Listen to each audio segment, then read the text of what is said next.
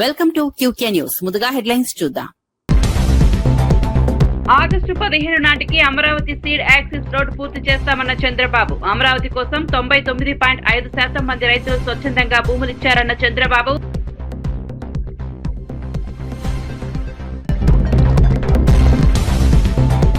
రెండు 2047 కిలోమీటర్ల ప్రాంతాన్ని కోర్ అర్బన్ రీజియన్ గా అభివృద్ధి చేస్తామన్న రేవంత్. మూసీ నదిని పూర్తి స్థాయిలో ప్రక్షాళన చేసి కాలుష్య రహితంగా మారుస్తామన్న సీఎం.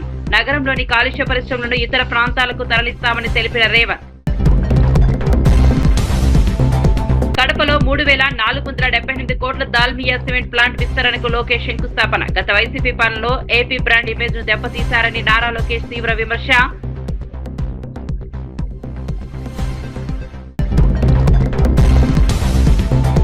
రామయ్యపట్నం పోర్ట్ ప్రైవేటీకరణ ప్రచారంలో ఎలాంటి నిజం లేదన్న జనార్దన్ రెడ్డి. పీపీపీ విధానంలో మాత్రమే రామయ్యపట్నం పోర్టును అభివృద్ధి చేస్తున్నామన్న మంత్రి. పోర్టు యాజమాన్యం భూములు భద్రత పూర్తి.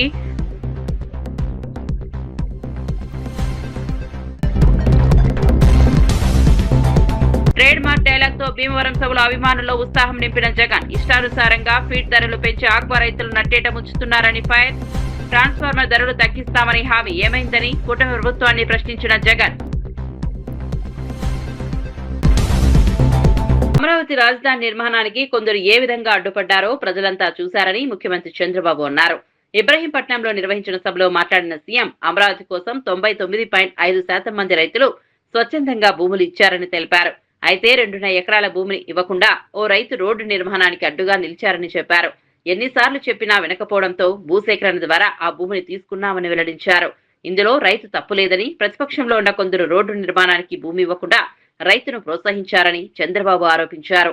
అమరావతి అభివృద్ధిని అడ్డుకునేందుకు గతంలో అనేక ప్రయత్నాలు జరిగాయని విమర్శించారు.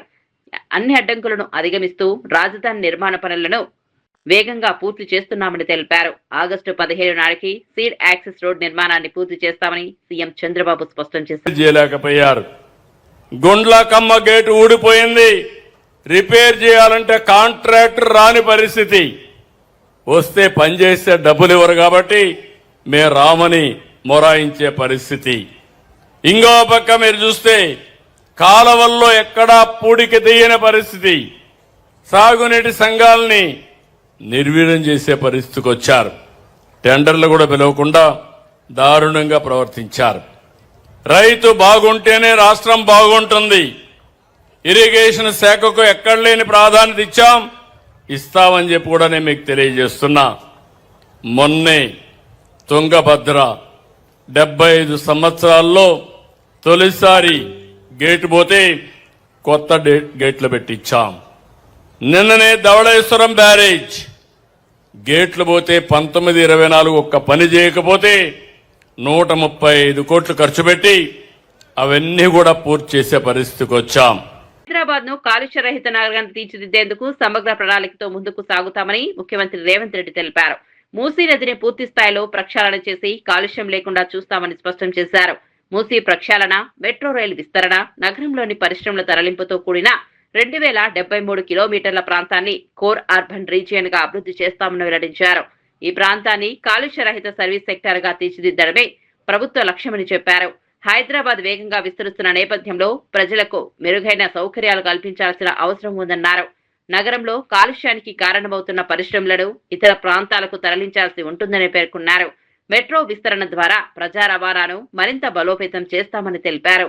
భవిష్యత్ అవసరాలను దృష్టిలో ఉంచుకొని హైదరాబాద్ ను ప్రపంచ స్థాయి నగరంగా అభివృద్ధి చేస్తామని సీఎం రేవంత్ రెడ్డి స్పష్టం చేశారు. ఉద్యోగ ఉపాధి అవకాశాలు కల్పించాలి అని అంటే, అదేవిధంగా ప్రజలు అక్కడ నివసించాలి అంటే ఆ ప్రాంతాన్ని కాలుష్య రహిత నగరంగా తీర్చిదిద్దాలి. కాలుష్య రహిత నగరంగా తీర్చిదిద్దాలి అంటే నగరంలో ఉన్న పరిశ్రమలను తరలించాల్సిన అవసరం ఉన్నది. నగరంలో మూసీని ప్రక్షాళన చేసుకోవాల్సిన అవసరం ఉన్నది. నగరంలో మెట్రో విస్తరణ చేసుకోవాల్సిన అవసరం ఉన్నది. నగరంలో 3000 ఆర్టీసీ బస్సులు ఈరోజు డీజిల్ ఇంధనం ద్వారా నడుస్తున్నాయి. ఈ 3000 ఆర్టీసీ బస్సులను నగరం బయటికి తరలించి 3000 ఆర్టీసీ బస్సులను ఈవీ వెహికల్స్గా మార్చడానికి ఈరోజు రాష్ట్ర ప్రభుత్వం ప్రణాళికలు సిద్ధం చేసింది.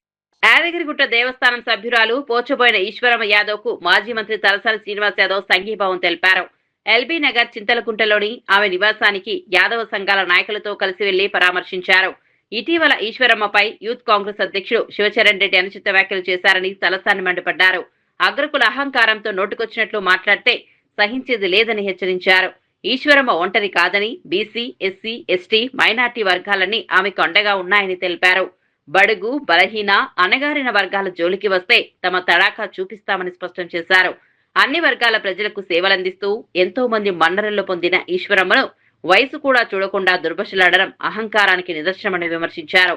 బిడ్డ మా జోలికి వస్తే తరిమి కొడతామంటూ తలసాని తీవ్ర హెచ్చరిక చేశారు.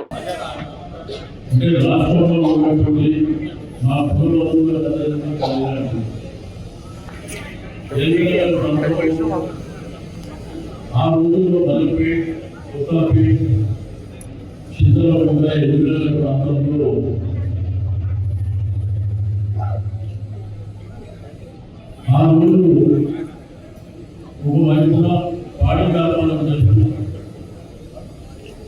రెండు వైపున ప్రజాసేవ చేయాలనేటువంటి సంకల్పంతో ఆమె అనేకమైనటువంటి కార్యక్రమాలు ఒక్కోసారి మౌనంగా అనేకమైనటువంటి దేవాలయాలకు క్షేత్రంగా అదేవిధంగా గౌరవ అధ్యక్షురాలుగా ఈ చుట్టుపక్కల ప్రాంతాల్లో అనేకమైనటువంటి దేవాలయాలలో ఆమె సేవ చేసినటువంటి గొప్ప వ్యక్తి. ఈశ్వరమ్మ యాదవ్ అంటే నీతి నిజాయితీ. తాను పరంపరగా వచ్చినటువంటి తన యొక్క ఆస్తి తప్ప వేరే వాళ్ళ మీద, వేరే వాళ్ళ ఆస్తుల మీద కానీ లేకపోతే రాజకీయాలలో ఏదో సంపాదించుకోవాలనేటువంటి సంకల్పం లేకుండా ఉన్నదానిలో ఆమెనే ఇరుదికమైనటువంటి సహాయం చేస్తూ ఈ ప్రాంతంలో చాలా మంది ఆమెని ఈశ్వరమ్మ యాదవే కాకుండా ఈశ్వరక్క అని చెప్పి చిన్నప్పుడు పెద్దలంతా పిలిచేవారు. ఆమె ఎంతో మందికి ఏడుదనిపించినటువంటి వ్యక్తి. అంటే ఈ ప్రాంతంలోనే కాకుండా ఆంధ్ర ప్రాంతం వల్ల కూడా ఏడుదనిపించినటువంటి మన వ్యక్తి. సరే, నిన్న జరిగినటువంటి సంఘటన మీకు అందరికీ తెలుసు. కొంతమందికి ఏంటంటే అహంకారం ఎక్కువైపోయింది. అంటే రాష్ట్రంలో అగ్రకుల అహంకారం అనేది కొంతమంది బాగా మస్తి పట్టి వారు మాట్లాడేటువంటి భాష, దీంట్లో ఈశ్వరంగా కూర్చొని మాట్లాడినప్పుడు మాట్లాడినటువంటి వ్యక్తులు ఈమె వయసు రీత్యా ఒక నైనామను అపమనం అయ్యేటువంటి ఆ వయసులో ఉన్నటువంటి వ్యక్తిని పట్టుకొని మరి రమారమే 22 ఏళ్ళ వయసులో ఉన్నటువంటి ఆ తల్లిని పట్టుకొని నీచమైనటువంటి పూజలు చేసినటువంటి కూడా మనం చూసాం.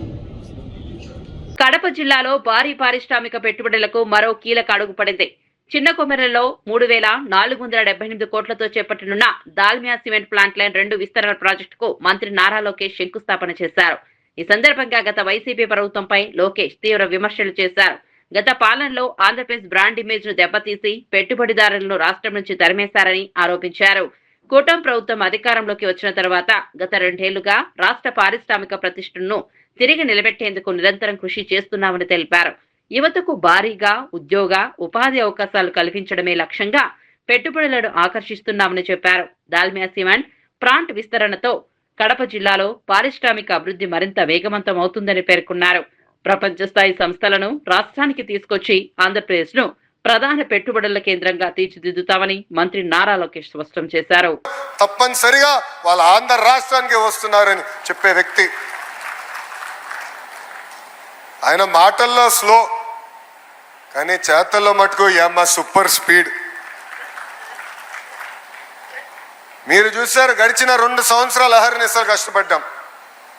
ఎందుకంటే బ్రాండ్ ఆంధ్రప్రదేశ్ చాలా దెబ్బతినింది. 2022లో ఈ ప్లాంట్ కి క్లోజర్ నోటీస్ ఆనాటి పాలకులు ఇచ్చారు. వాళ్ళ మేనేజ్మెంట్ నేనే స్వయంగా ఢిల్లీలో కలిసా. నేనే బ్రేక్ఫాస్ట్ పెట్టి మీరు రాండి, మేమున్నాం, జీవితాంతం మీకు అండగా నిలబడతాం, మా యువతి యువకులకి మీరు ఉద్యోగాలు కల్పించాలని నేను కోరటం జరిగింది.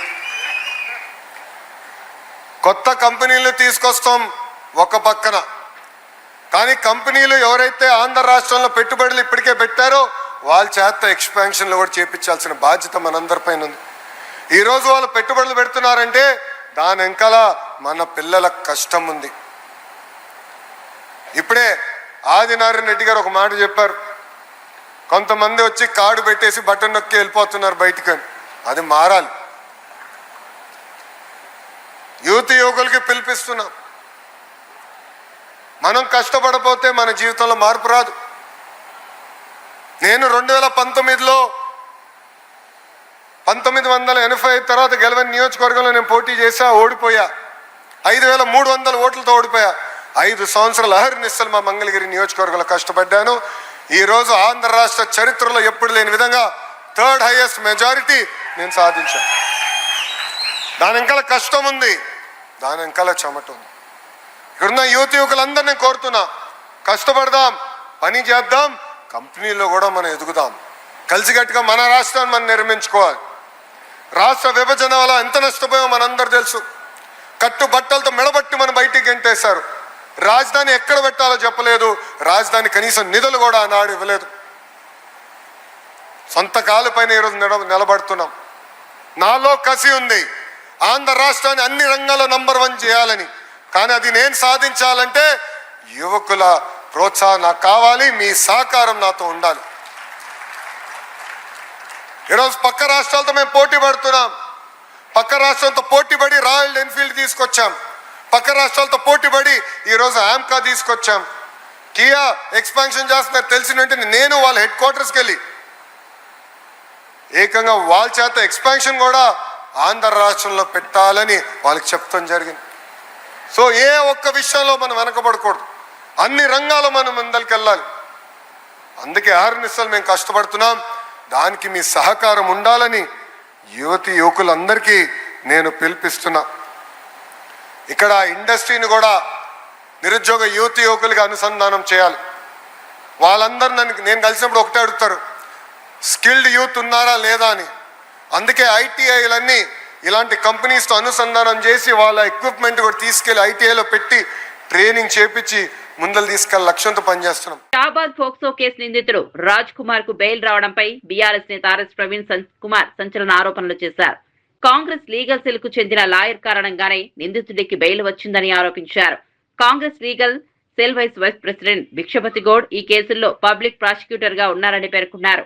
కాంగ్రెస్ నాయకులకు పబ్లిక్ ప్రాసిక్యూటర్ పోస్టులు ఇస్తే మహిళలకు రక్షణ ఎలా లభిస్తుందని ప్రశ్నించారు. బాధితులను ఓదార్చేందుకు వెళ్తున్నా తమను పోలీసులు అరెస్ట్ చేశారని, అదే సమయంలో నిందితుడిని ఎందుకు అరెస్ట్ చేయలేదని నిలదీశారు. కాంగ్రెస్ ప్రభుత్వంలో మహిళలను కాపాడే నాథుడు ఉన్నాడా అంటూ తీవ్ర వ్యాఖ్యలు చేశారు. పోక్సో కేసుల్లో ప్రభుత్వం కఠినంగా వ్యవహరించాల్సిన అవసరం ఉందన్నారు. రాజ్ కుమార్ వ్యవహారంలో జరిగిన పరిణామాలపై సమగ్ర విచారణ జరిపి బాధ్యులపై చర్యలు తీసుకోవాలని ఆర్ఎస్ ప్రవీణ్ కుమార్ డిమాండ్ చేశారు. ఆర్డర్లో brother of the petitioner, brother of the respondent అంటే ఈ అమ్మాయి, చనిపోయిన అమ్మాయి, brother of the respondent oppose the bail అంటాడు. అసలు ఆ అమ్మాయికి బ్రదరే లేడండి. ఆ అమ్మాయికి అన్ననే లేడు. ఆ అమ్మాయికి ఒక్కతే చెల్లెలుంది, అక్క ఉంది. ఆ అమ్మాయికి అన్న లేడు.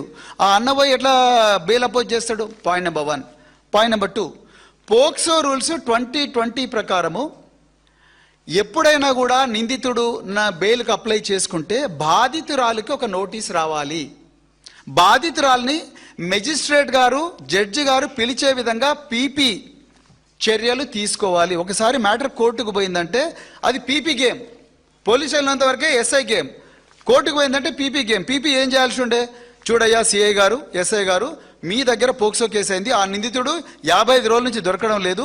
వాళ్ళ అడ్వకేట్ అంటున్నాడు, ఈయన పాపం మీ లార్డ్షిప్ ఇతను అమాయకుడు అనగా కేసు పెట్టినరు అని అంటున్నారు. మీరేమంటారంటే పీపీ ఏమనాల్సి ఉండే? పీపీ ఏమనాల్సి ఉండే అంటే, మీ లార్డ్షిప్ నాకు ఇంకా కొంచెం సమయం ఇవ్వండి, పోక్సో రూల్స్ ప్రకారము నేను బాధితురాలికి ఇన్ఫార్మ్ చేయాలి, ఆమెని తీసుకొచ్చి మేము ముందర పెడతాను, ఆమె తల్లిని తీసుకొచ్చి ముందర పెడతాను, వీడికి బెయిల్ ఇస్తే ఆమెకు సురక్షితంగా ఉంటుందా ఉండదని ఆమెను అడగండి మీ లార్డ్షిప్ అని అడగాల్సి ఉండే. ఈయన అదేం చేయలే. నామకే వస్తే వాళ్ళ బ్రదర్ వచ్చిందంట, ఆ బ్రదర్ వచ్చి అపోజ్ చేసిండంట. ఎవరండి ఆమె బ్రదరు? ఆమెకు బ్రదరే లేకపోతే అంటే కోర్టులను కూడా తప్పుదో పట్టిస్తారా? రెండోది, టైం ఎందుకు తీసుకోలేదు? వెంటనే సిఐని ఎస్ఐని ఎందుకు పిలవలేదు? పీపీ గారు. ఇక చివరికి తవ్వుతే ఏమర్థమైందా అంటే ఆ పీపీ ఎవరో కాదు, Congress legal cell president, Congress legal cell vice president Bhikshapati Goud.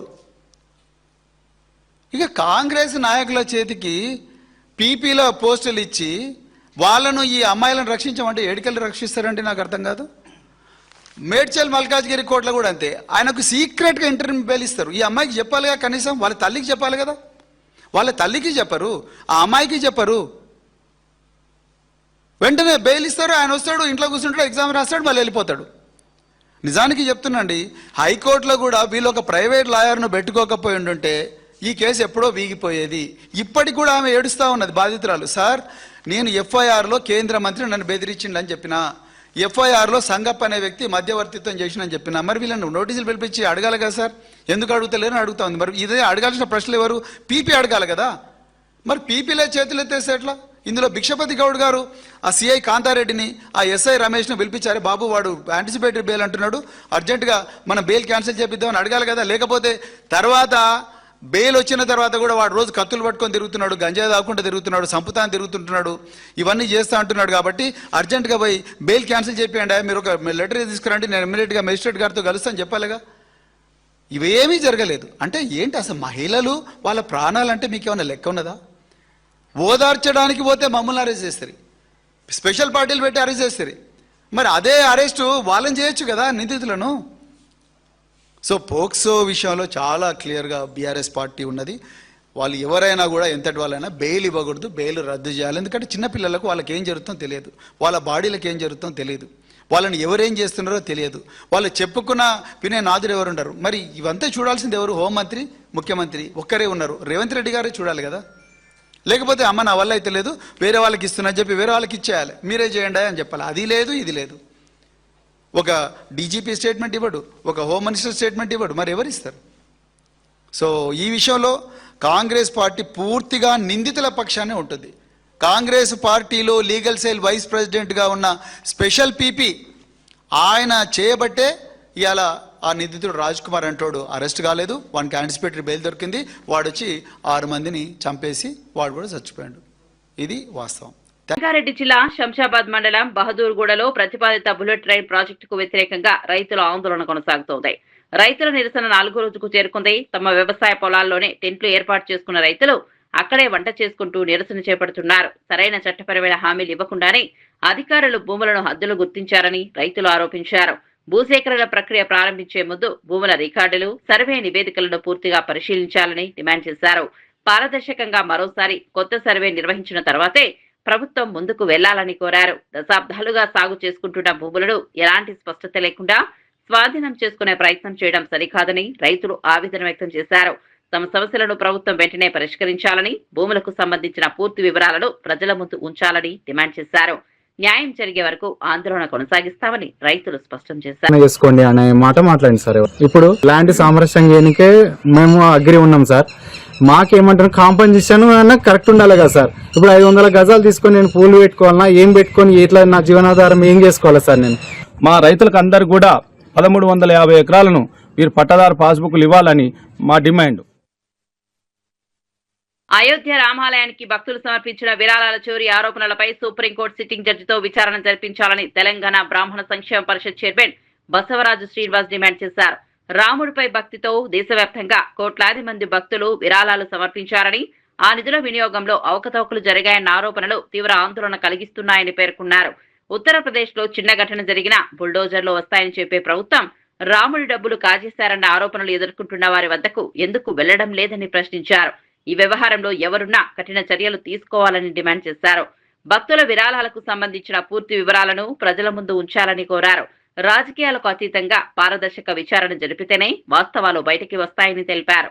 Supreme court sitting judge పర్యవేక్షణలో విచారణ జరిపించి బాధ్యులను శిక్షించాలని బసవరాజు శ్రీనివాస్ డిమాండ్ చేశారు. ఏ దుర్మార్గం జరిగినా రాత్రికి రాత్రి బుల్డోజర్ వస్తుంది కదా, మరి ఈ రాముడు పైసలు దొబ్బేసిన వాళ్ళ దగ్గర ఇళ్ళ దగ్గరికి బుల్డోజర్ ఎందుకు రాలేదు? ఇది ప్రశ్న. ఈ ప్రశ్నకి సమాధానం చెప్పాల్సిన అవసరం ఉంది. సిట్ విచారణ మీ అందరికీ తెలుసు. సిట్ అనేది గవర్నమెంట్ ఆఫ్ ఉత్తరప్రదేశ్ వేస్తుంది. వాళ్ళు గవర్నమెంట్ ఎట్లా తలుచుకుంటే అట్లనే సిట్ రిపోర్ట్ ఉంటుంది, కానీ దీనివల్ల ఎటువంటి లాభం లేదు. అందుకని దీనికి ఒక సిట్టింగ్ సుప్రీంకోర్టు జడ్జి ద్వారా దీన్ని విచారణ చేపించడం, సిబిఐ ఎంక్వైరీ చేయడం, ఇట్లాంటివి చేయాలని చెప్పి కూడా మేమందరం డిమాండ్. ఆక్వా రైతుల సభలో వైసీపీ అధినేత జగన్ తన ట్రేడ్ మార్క్ డైలాగ్ తో అభిమానుల్లో ఉత్సాహం నింపారు. కూటమి ప్రభుత్వ విధానాలపై తీవ్ర విమర్శలు చేసిన జగన్ ఇష్టానుసారంగా ఫీడ్ ధరలు పెంచుతూ ఆక్వా రైతులను నట్టేట ముంచుతున్నారని ఆరోపించారు. ఎన్నికల సమయంలో ఆక్వా రైతులకు ఇచ్చిన హామీలను అమలు చేయడంలో ప్రభుత్వం విఫలమైందని మండిపడ్డారు. సీఎం చంద్రబాబు ట్రాన్స్ఫార్మర్ ధరలు కూడా తగ్గిస్తామని చెప్పారని గుర్తు చేశారు. మరి ఇప్పుడు ధరలు తగ్గించారా అంటూ సభకు హాజరైన వారిని జగన్ ప్రశ్నించారు.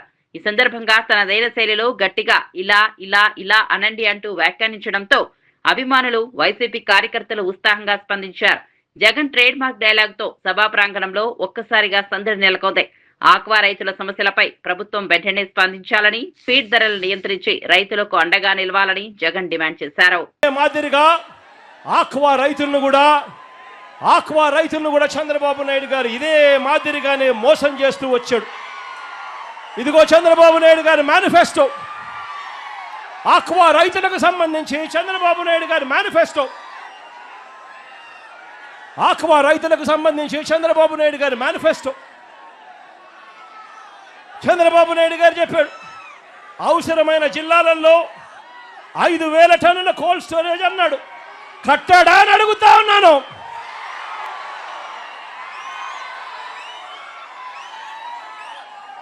జోన్తో సంబంధం లేకుండా జోన్ వెలుపల ఉన్న చెరువులకు కరెంట్ సబ్సిడీ ఇస్తానని హామీ ఇచ్చాడు. మరి ఇచ్చాడా అని అడుగుతా ఉన్నాను చంద్రబాబు నాయుడు గారు. ట్రాన్స్ఫార్మర్ ధరలు తగ్గిస్తానన్నాడు, తగ్గించాడా అని అడుగుతా ఉన్నాను.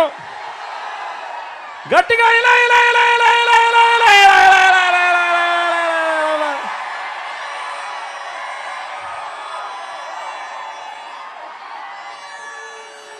ఏరియేటర్లకు సబ్సిడీ ఇస్తానన్నాడు, ఇచ్చాడా అని అడుగుతా ఉన్నాను. ఇలా ఇలా ఇలా ఇలా ఇలా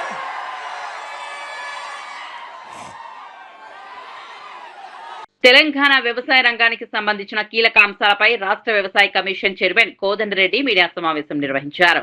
హైదరాబాద్ లోని బీఆర్కే భవన్ లో కమిషన్ సభ్యులతో కలిసి ఆయన మీడియాతో మాట్లాడారు.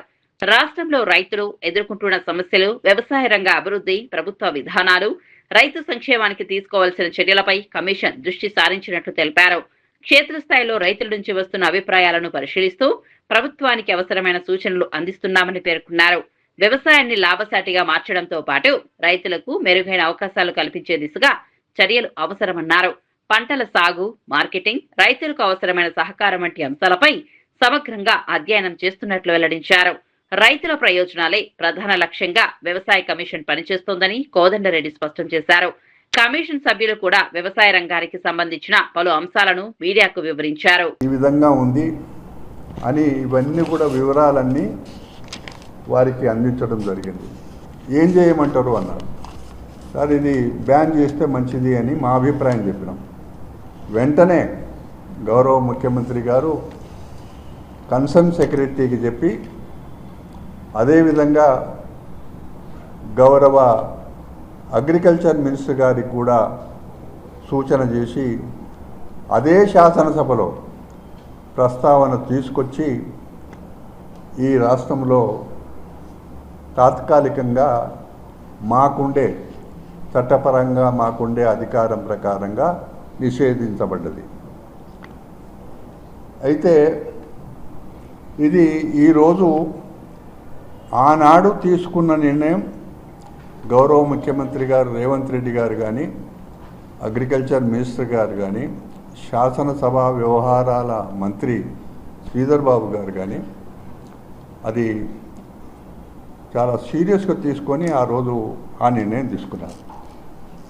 ఈరోజు నిన్న సాయంకాలము కేంద్ర ప్రభుత్వంలో ఒక గెజెట్ నోటిఫికేషన్ వచ్చింది. ఇది దేశంలో కూడా నిషేధిస్తున్నాము అనే మాట. ఆ మాట వచ్చినప్పుడు ఇది మరి గడ్డి మందు ఎక్కడ ఉత్పత్తి అవుతుంది?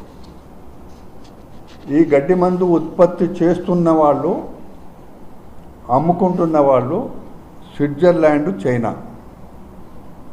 అక్కడ ఉత్పత్తి అయ్యి ప్రపంచంలో అమ్ముతున్నారు వాళ్ళు. చాలా దేశాలలో బ్యాన్ ఉన్నది, కానీ వ్యాపార రీత్యా ఈ సింజెంటా కంపెనీ ఒరిజినల్గా వాళ్ళకుండే హక్కును వివిధ కంపెనీలకు వాళ్ళ హక్కును ఇవ్వడం వల్ల ఎంతోమంది ఎవరెవరో మ్యానుఫ్యాక్చరింగ్ చేసి వ్యాపారం చేస్తున్నారు. చివరిగా కేంద్ర ప్రభుత్వం ఒక నిర్ణయం తీసుకున్నది. దానికి గాను దేశ రైతాంగం పక్షాన, రాష్ట్ర రైతాంగం పక్షాన, మా కమిషన్ పక్షాన కూడా ధన్యవాదాలు. అన్నిటికంటే ముఖ్యంగా రేవంత్ రెడ్డి గారు రైతుల విషయానికి వచ్చినప్పుడు వెంటనే ఇక్కడ బ్యాన్ చేయడం వల్ల దీన్ని ఆసరాగా తీసుకొని ఆ డాక్టర్లంతా కూడా కలిసి ఢిల్లీకి వెళ్ళారు. ఈ రాష్ట్రంలో బ్యాన్ చేసిండ్రు కాబట్టి ఇదొక ఆసరాగా తీసుకొని దీన్ని దేశంలో ప్రధానమంత్రికి, అగ్రికల్చర్ మినిస్టర్ గారికి కూడా ఈ నిర్ణయాన్ని చెప్పడం వల్ల కాపు ఉద్యమ నేత ముద్రగడ పద్మనాభం రాజకీయాల్లో ధృవతార లాంటి వ్యక్తి అని బీజేపీ నేత మాధవ్ కొనియాడారు. ఆత్మాభిమానానికి ముద్రగడ చిరునామాగా నిలిచారని పేర్కొన్నారు. ప్రజా సమస్యల పరిష్కారంతో పాటు అన్ని వర్గాల హక్కుల కోసం ఆయన నిరంతరం పోరాటం చేశారని గుర్తు చేశారు. తాను నమ్మిన సిద్ధాంతాలు, లక్ష్యాల సాధన కోసం ముద్రగడ ఎప్పుడూ వెనకడుగు వేయలేదని తెలిపారు. రాజకీయ ఒత్తిళ్లు ఎదురైనా రాజీ పడకుండా ఉద్యమాలను కొనసాగించిన గొప్ప నాయకుడిని ప్రశంసించారు. ప్రజల కోసం పోరాడడమే జీవిత లక్ష్యంగా ముద్రగడ ముందుకు సాగారని చెప్పారు. ఆయన చూపిన నిబద్ధత, పట్టుదల, పోరాట స్ఫూర్తి ఎంతో మందికి ఆదర్శంగా నిలిచిందన్నారు. రాజకీయాల్లో విలువలకు ప్రాధాన్యమిచ్చిన నాయకుడిగా ముద్రగడ పద్మనాభం పేరు చిరస్థాయిగా నిలిచిపోతుందని మాధవ్ పేర్కొన్నారు. ఆయన మరణం రాష్ట్ర రాజకీయాలకు, ప్రజా ఉద్యమాలకు తీరని లోటని తెలిపారు. ఆ విధంగా మొత్తం ఆయన జీవితం యావత్తు కూడా అనేక రకాల పోరాటాలు, అనేక రకాల ఆవేశాలు, అనేక రకాల విజయాలు, అలాగే అనేక రకాల వెన్నుపోట్లు కూడా ఆయన జీవితంలో ఉంది. ఆ విధంగా మొత్తం ఒక రాజకీయ దురంధరుడు ఒక ప్రాంతాన్ని ఒక ప్రభావితం చేయడంతో పాటు ఒక సామాజిక వర్గానికి ఆయన పోరాటం చేశాడు. కేవలం ఒక సామాజిక వర్గం కాక అన్ని వర్గాల కోసం కూడా ఆలోచన చేశాడు. ఆ విధంగా సుదీర్ఘ రాజకీయ జీవితంలో ఆయన పార్టీల కన్నా రామయ్యపట్నం పోర్టును ప్రైవేటీకరణ చేస్తున్నారంటూ జరుగుతున్న ప్రచారంలో ఎలాంటి నిజం లేదని ఏపీ ఆర్&బి శాఖ మంత్రి బీసీ జనార్దన్ రెడ్డి స్పష్టం చేశారు. పీపీపీ విధానంలో మాత్రమే పోర్టును అభివృద్ధి చేస్తున్నామని తెలిపారు. పోర్టు యాజమాన్యం, భూములు, భద్రతకు సంబంధించిన పూర్తి హక్కులు ప్రభుత్వ ఆధీనంలోనే ఉంటాయని వెల్లడించారు. ప్రైవేట్ సంస్థకు కేవలం పోర్టు ఆపరేషన్, మెయింటెనెన్స్ బాధ్యతలను మాత్రమే అప్పగిస్తున్నామని వివరించారు. దీనిపై ప్రైవేటీకరణగా చిత్రీకరిస్తూ ప్రతిపక్షాలు ప్రజలను తప్పుదోవ పట్టిస్తున్నాయని మంత్రి విమర్శించారు. రాష్ట్రంలో పోర్టుల అభివృద్ధి ద్వారా పారిశ్రామిక ప్రగతిని వేగవంతం చేయడంతో పాటు యువతకు ఉద్యోగ ఉపాధి అవకాశాలు కల్పించడమే ప్రభుత్వ లక్ష్యమన్నారు. రామయ్యపట్నం పోర్టుపై జరుగుతున్న దుష్ప్రచారాన్ని ప్రజలు నమ్మవద్దని కోరారు. పోర్టు ప్రభుత్వ ఆధీనంలోనే కొనసాగుతుందని, అభివృద్ధి కోసం పీపీపీ విధానాన్ని అమలు చేస్తున్నామని మంత్రి బీసీ జనార్దన్ రెడ్డి స్పష్టం చేశారు. స్టేట్ గవర్నమెంట్ టేకప్ చేస్తున్న పోర్ట్స్ అన్ని కూడా పీపీపీ బేసిస్ మీదే మనం చేయడం జరుగుతోంది. ఈవెన్ మేజర్ పోర్ట్స్, ఇంతకుముందు మేజర్ పోర్ట్స్ డైరెక్ట్ గా ఓన్ చేసి రన్ చేసే పొజిషన్ ఉన్నప్పటికీ కూడా ఇప్పుడు ప్రస్తుతం చూస్తే గనక ఇవి కూడా మేజర్ పోర్ట్స్ కూడా ఆల్మోస్ట్ అన్ని births either construction, mechanisation and operation and maintenance కానివ్వండి, లేకపోతే ఈ ఆల్రెడీ వాళ్ళు డెవలప్ చేస్తే కనుక మెకనైజ్ చేసి ఆపరేషన్ అండ్ మెయింటెనెన్స్ కానీ పీపీపీ ఆపరేటర్స్తో చేయడం చూస్తున్నాము. సో ఇందులో మనం ఈ పర్టికులర్ ఆర్ఎఫ్పిలో ఈ ప్రాజెక్ట్ స్ట్రక్చరు DB-40 బేసిస్ మీద మనం ఇస్తున్నాము. అంటే మనం డెవలప్ చేసింది కాకుండా బ్యాలెన్స్ ఇంకా ఫర్దర్గా డెవలప్ చేయాలి కాబట్టి 30+20 years, 30 years with additional 20 years అనేది మన ఎగ్జిస్టింగ్ పోర్ట్స్ కూడా మనం గంగవరం అండ్ కృష్ణపట్నం కూడా సిమిలర్ మోడల్లోనే మనం ఇవ్వడం జరిగింది. సో ఇది కంపల్సరీగా కెపాసిటీ ఎడిషన్, అంటే ఇప్పుడు మనం డెవలప్ చేసిన 4 బర్త్సే కాకుండా దీన్ని ఫస్ట్ మెకనైజ్ చేసి దాన్ని ఆపరేషన్ మెయింటెనెన్స్ చేయడంతో పాటు డిఫైన్డ్ టైమ్ లిమిట్స్, అంటే 45% కెపాసిటీ యూటిలైజేషన్ రాగానే ఆటోమేటిక్గా నెక్స్ట్ ఫేజ్ ట్రిగ్గర్ అయ్యేటట్టు నెక్స్ట్ 2 బర్త్స్, తర్వాత మళ్ళీ ఇంకో 2 బర్త్స్, ఈ 4 బర్త్స్ కూడా అయిపోయిన తర్వాత సెకండ్ ఫేజ్ మనం బ్రేక్ వాటర్స్ అవన్నీ కూడా డెవలప్ చేయడానికి పెట్టుకోవడం జరిగింది. సో మన అథారిటీకి 12% ఈక్విటీ స్టేక్ అనేది మనం ల్యాండ్కి ఇన్ లియూ ఆఫ్ ల్యాండ్ మనం తీసుకుంటున్నాము. ఇది కాకోకుండా 1500 crores మనం అప్ ఫ్రంట్ ప్రీమియం తీసుకుంటున్నాము. సో దాంతోపాటు మెయిన్ కీ పారామీటర్ ఇందులో గ్రాస్ రెవెన్యూలో ఎంత పర్సంటేజ్ ఇస్తారు అనేది, ఇది గ్లోబల్ టెండరు, ట్రాన్స్పరెంట్ గా ఎవరైనా పార్టిసిపేట్ చేయడానికి అవకాశం ఉంటుంది. సో మనం హైయెస్ట్ ఎవరైతే గ్రాస్ మనం వాళ్ళకు వచ్చే గ్రాస్ ఇన్కమ్ లో హైయెస్ట్ పర్సంటేజ్ ఎవరు ఆఫర్ చేస్తారో వాళ్ళకే మనం ఇచ్చే అవకాశం ఉంటుంది. సో దీంతో పాటు 20 years తర్వాత, అంటే 20 years తర్వాత ప్రతి 3 years కి 1% రెవెన్యూ షేర్ కూడా పెరిగేటట్టు కూడా పెట్టడం జరిగింది.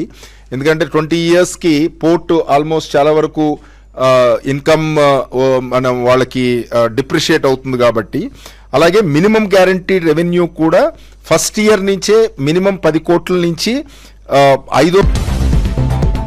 ఆగస్టు 15 నాటికి అమరావతి సీడ్ యాక్సిస్ రోడ్ పూర్తి చేస్తామన్న చంద్రబాబు. అమరావతి కోసం 99.5% మంది రైతులు స్వచ్ఛందంగా భూములిచ్చారన్న చంద్రబాబు.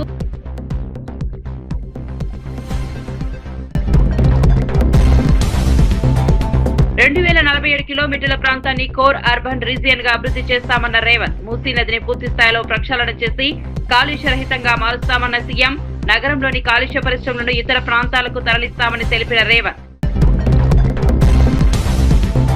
కడపలో 3478 కోట్ల దాల్మియా సిమెంట్ ప్లాంట్ విస్తరణకు లోకేష్ శంకుస్థాపన. గత వైసీపీ పాలనలో ఏపీ బ్రాండ్ ఇమేజ్ ను దెబ్బతీశారని నారా లోకేష్ తీవ్ర విమర్శ.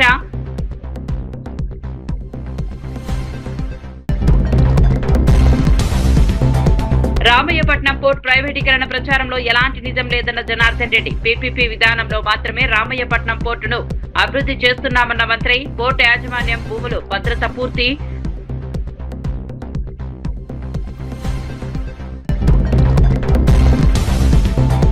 ట్రేడ్ మార్క్ డైలాగ్ తో భీమవరం సభలో అభిమానుల్లో ఉత్సాహం నింపిన జగన్. ఇష్టానుసారంగా ఫీడ్ ధరలు పెంచి ఆక్వా రైతులు నట్టేట ముంచుతున్నారని ఫైర్. ట్రాన్స్ఫార్మర్ ధరలు తగ్గిస్తామని హామీ ఏమైందని కూటమి ప్రభుత్వాన్ని ప్రశ్నించిన జగన్.